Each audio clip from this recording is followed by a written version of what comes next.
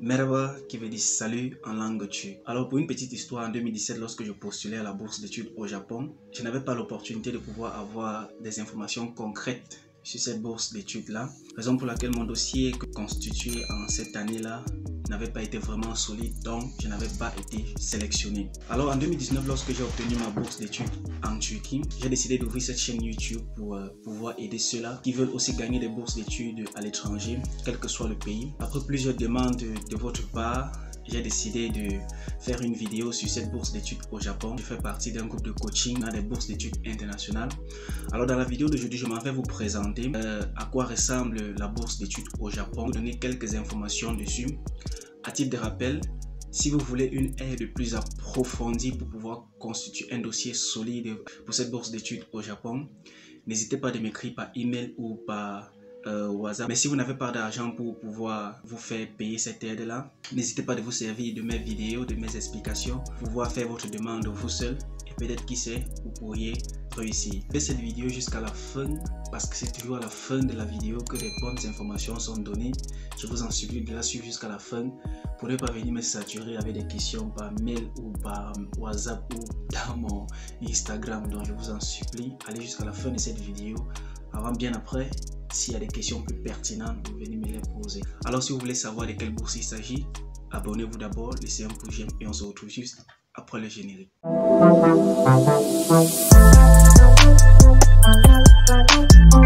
Bourse d'études au Japon entièrement financée. La bourse du gouvernement japonais, je ne sais pas comment on lit ce nom-là, est ouverte cette année 2021 pour tous les étudiants voulant faire leur premier cycle au Japon. Les gagnants de cette bourse doivent arriver au Japon entre le 1er 04 2022, c'est-à-dire l'année prochaine en 2022, en avril 2022, et le 7 04 2022. Donc vous avez une semaine pour vous déplacer. Lorsque vous avez gagné cette bourse, vous avez une semaine pour vous déplacer pour arriver au Japon. Alors la bourse sera accordée à ceux qui sont prêts à contribuer à la compréhension mutuelle entre le Japon et leur pays d'origine en participant à des activités dans des écoles et les communautés pendant leurs études au Japon. Prenez note de ceci, car lorsque vous allez passer par l'interview, on pourra vous poser ce genre de questions et vous y répondriez selon les critères ou selon le choix, selon leur objectif pour cette bourse-là. Étudier au Japon tout en contribuant à l'internationalisation du Japon. Ils s'efforceront également de promouvoir les relations entre les pays d'origine et le Japon en maintenant des relations étroites avec l'université fréquentée. Détail du programme. Établissement d'accueil. Ça concerne les établissements d'enseignement supérieur au Japon. Domaine d'études. C'est la liste disponible dans des diapositives suivantes, c'est-à-dire les prochaines feuilles, vous aurez à voir les différentes domaines d'études. Le nombre de bourses, plusieurs, c'est-à-dire master, baccalauréat, master licence et doctorat. La durée. Cette bourse du Japon pour le premier cycle est d'avril 2022 à avril 2027. Et pour les boursiers des filières telles que médecine, dentisterie ou pharmacie, iront jusqu'en 2029, c'est normal, c'est un cycle médical. Les pays éligibles. Pour savoir si votre pays est éligible, allez juste sur Google, regardez si vous avez la disponibilité d'un consulat ou de l'ambassade du Japon dans votre pays. Alors si c'est le cas, c'est que votre pays est éligible parce que cette bourse est ouverte dans tous les pays dans lesquels figure l'ambassade du Japon. L'avantage de la bourse japonaise. Vous avez pour ce premier cycle une allocation de 117 000 yens, je pense que c'est plus ou moins 1000 $ par mois, et une allocation supplémentaire de 2000 à 3000 yens par mois seront ajoutées au montant mensuel de la bourse. Ceux-là qui étudient ou mènent des recherches dans des régions spécialement désignées. Les frais d'études, les frais d'inscription et de formation universitaire seront pris en charge par le MEX. Le transport. Cette bourse couvre le billet d'avion aller et retour en classe économique, c'est-à-dire après l'obtention de cette bourse, vous avez droit à un billet d'avion aller et lorsque vous allez finir et vous voulez rentrer dans votre pays, vous aurez encore droit à un billet d'avion retour. Domaine d'études. Les sciences sociales ou sciences humaines, vous avez droit politique, pédagogie, sociologie, littérature, histoire, langue japonaise, autres, à l'exclusion de l'économie et d'administration des affaires en sciences humaines. En sciences sociales et sciences humaines B, vous avez économie, administration des affaires. Sciences naturelles, vous avez mathématiques, physique, chimie, études électriques, électronique, génie électrique, ingénierie de l'informatique, études mécaniques. Vous avez génie mécanique, architecture navale, génie civil et architecture. Génie civil et architecture, génie de l'environnement. Pour études chimie, vous avez chimie appliquée, génie chimique, chimie industrielle, génie textile, autres domaines. Pour autres domaines, vous avez génie métallurgique, génie minier, génie maritime et biotechnologie. Ensuite, vous avez toujours dans les sciences naturelles, vous avez études agricoles, vous avez agriculture, chimie agricole, génie agricole, sciences animales, médecine vétérinaire, foresterie, sciences alimentaires. Dans le domaine de pêche, vous avez études d'hygiène. Dans le domaine d'études d'hygiène, vous avez pharmacie, hygiène. Vous avez sciences infirmières et vous avez biologie. Ensuite, dans sciences naturelles C, vous avez médecine et dentisterie. Alors, il faut noter que les candidats qui choisissent 8, c'est-à-dire d'autres, peuvent avoir des difficultés à trouver des universités qui peuvent les accepter en fonction de leur major. Parce que vous avez plusieurs choix, vous avez droit à plusieurs choix de filières. Alors, la remarque est que un candidat qui choisit les sciences naturelles et qui souhaite choisir plus d'une majeure doit sélectionner jusqu'à 3 majeurs dans le même cours. Qualification et conditions. Cette partie qui est très importante. Alors, la nationalité.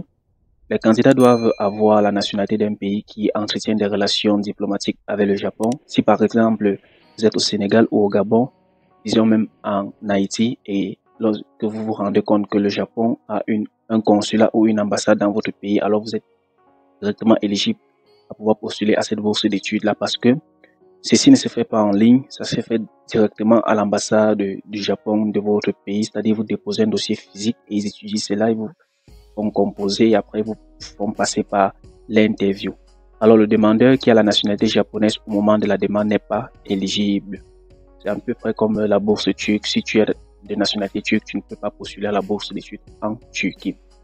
L'âge. Les candidats doivent en principe être nés le 2 avril 1996 ou après cette date. Vous deviez être né à partir du 2 avril 1996, 1998, 1999, 2000, 2001, 2002, 2003, 2004. Même si vous êtes né en 2005, vous pouvez toujours postuler à cette bourse-ci seulement si vous avez fini vos 12 années de classe secondaire. Les conditions de formation universitaire stipulées en 3 ci-dessous doivent être âgés d'au moins de 18 ans au moment de la demande d'admission dans une université au Japon. Pas sur le reste. La suite, contexte académique. Les candidats doivent satisfaire à l'une des conditions suivantes. Cependant, les candidats désirant un placement direct doivent satisfaire à la condition 1, 2, 3, 4, dont j'ai énuméré suivant, c'est-à-dire les candidats qui ont terminé 12 années de scolarité dans des pays autres que le Japon. Donc, pour postuler à cette bourse pour le premier cycle, vous deviez avoir au moins un baccalauréat pour pouvoir postuler 12 années. Le baccalauréat, je pense que c'est 12 années d'éducation secondaire. Les candidats qui ont terminé leur étude dans une école équivalente à un lycée japonais en pays autre que le Japon peuvent toujours postuler. C'est-à-dire si vous avez un baccalauréat général, un baccalauréat technique, un baccalauréat commercial, vous êtes toujours éligible à pouvoir postuler à cette bourse d'études au Japon. Ça, c'est un détail très important à tenir en compte. Les candidats qui ont reçu un examen de qualification académique équivalent aux achèvements de 12 années de scolarité dans les pays autres que le Japon. J'ai déjà expliqué cela précédemment. Alors, la langue japonaise sera la langue à laquelle vous allez étudier au Japon. Les candidats doivent être disposés à apprendre le japonais. Les candidats doivent être intéressés par le Japon et être disposés à approfondir leur compréhension du Japon avant et après leur arrivée au Japon. De plus, en principe, les candidats doivent être disposés à effectuer leurs études universitaires au Japon en japonais. Le conseil que moi je vous donne, c'est que vous pouvez directement déjà commencer à faire quelques préliminaires d'apprentissage de la langue japonaise en ligne parce qu'il y en a plusieurs sites qui proposent cela. Moi, quand je postulais en 2017, j'ai eu à obtenir un certificat d'un site je pense que ils m'ont fait payer ce certificat-là. C'est avec ce certificat que j'ai utilisé pour remplir mon dossier de candidature, aller déposer, mais malheureusement, je n'avais pas été pris. Alors, pour la santé, les candidats doivent présenter un certificat de santé dans le format prescrit signé par un médecin attestant que leur demande n'a aucune condition physique ou mentale qui entrave ces études au Japon. Tout ce que vous allez faire, c'est lorsque vous allez obtenir un exemplaire du certificat de santé, vous vous rendez juste dans un hôpital, que ce soit privé ou public, vous faites un examen général selon les différents tests dont ils ont mentionné sur ce document-là, et vous remplissez et vous demandez au docteur de mettre son cachet dessus. Et avec ça que vous allez mettre dans votre dossier pour vous rendre dans l'ambassade pour déposer. Comment postuler? Les candidats désireux postuler pour la bourse MES gouvernement japonais pour les études du premier cycle doivent soumettre les documents requis dans les missions diplomatiques japonaises de leur pays dans les délais impartis. Pour plus d'informations sur les conditions de candidature, vous pouvez contacter la mission diplomatique de votre pays de bourse. C'est-à-dire, vous pouvez même vous rendre dans un consulat japonais de votre pays pour pouvoir postuler. Prenons par exemple le cas de ceux-là qui sont au Cameroun ou au Tchad. Prenons ceux-là qui sont au Tchad et en République centrafricaine. Malheureusement, dans ces deux pays, il n'y a pas la présence de l'ambassade du Japon. Alors, ce qu'ils peuvent faire, c'est qu'ils peuvent se rendre à l'ambassade du Japon au Cameroun, parce que l'ambassade du Japon au Cameroun a un même bureau pour ceux-là du Tchad et pour ceux-là de la République centrafricaine. Les documents requis. Formulaire de candidature que vous allez télécharger sur le site officiel de l'ambassade de votre pays, du Japon de votre pays. Les demandes de préférence de placement, c'est-à-dire si vous voulez choisir une université particulière ou une filière particulière, il y a un exemplaire de demande de préférence de placement disponible sur le site toujours.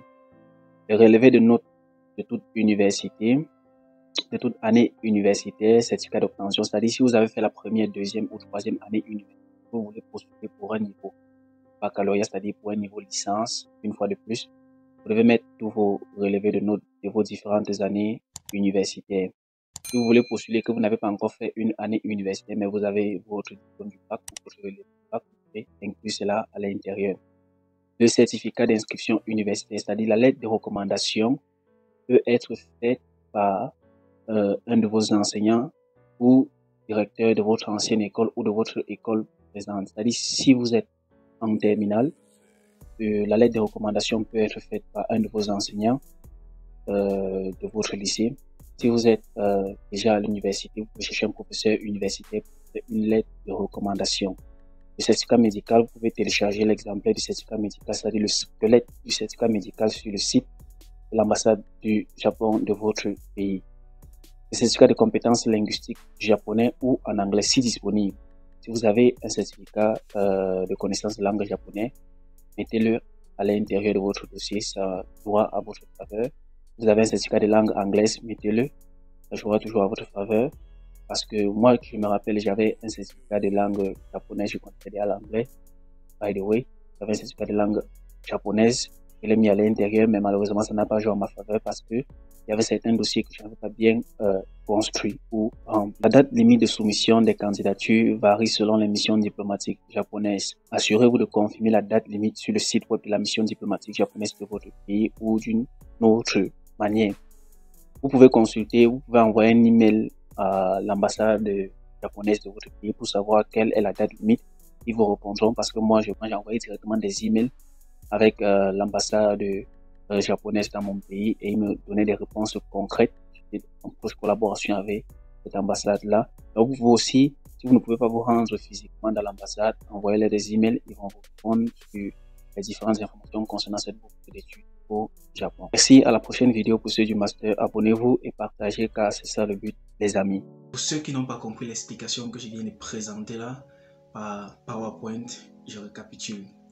Si vous voulez postuler à cette bourse pour niveau licence, ce que vous devez faire, c'est de vous rendre dans l'ambassade du Japon de votre pays. C'est-à-dire, si vous ne pouvez pas vous rendre physiquement, allez en ligne, tapez ambassade du Japon, par exemple du Sénégal, ambassade du Japon du Haïti, ambassade du Japon de la France. Vous consultez la rubrique bourse d'études à l'international. offerte par l'organisme MEX. Vous consultez cette partie-là. Et lorsque vous consultez cette partie, vous aurez toutes les informations concernant cette bourse d'études. Vous aurez la présence dans ce site de la fiche de demande de candidature, l'exemplaire du certificat médical, l'exemplaire de la lettre de recommandation que vous allez pouvoir télécharger de ce site et pouvoir le remplir pas à pas. Si vous avez aimé cette vidéo, n'oubliez pas de vous abonner, n'oubliez pas de lâcher un pouce j'aime. Si vous avez des questions, c'est en commentaire qu'on se retrouve, c'est dans mon email qu'on se retrouve, c'est dans mon WhatsApp qu'on se retrouve. Pour ceux-là qui veulent postuler pour niveau master, on va se dire à la prochaine vidéo pour la même présentation pour ceux du niveau master et encore à la prochaine vidéo pour ceux du niveau doctorat. Si pour ceux-là qui veulent cette présentation PowerPoint, n'hésitez pas à me suivre sur Instagram, j'ai mis juste mon lien en description. Faites-moi signe par là et je vais vous envoyer personnellement cette présentation PowerPoint pour que vous puissiez bien la lire et savoir de quoi il s'agit de manière concrète. Pour ce, on se dit à la prochaine vidéo.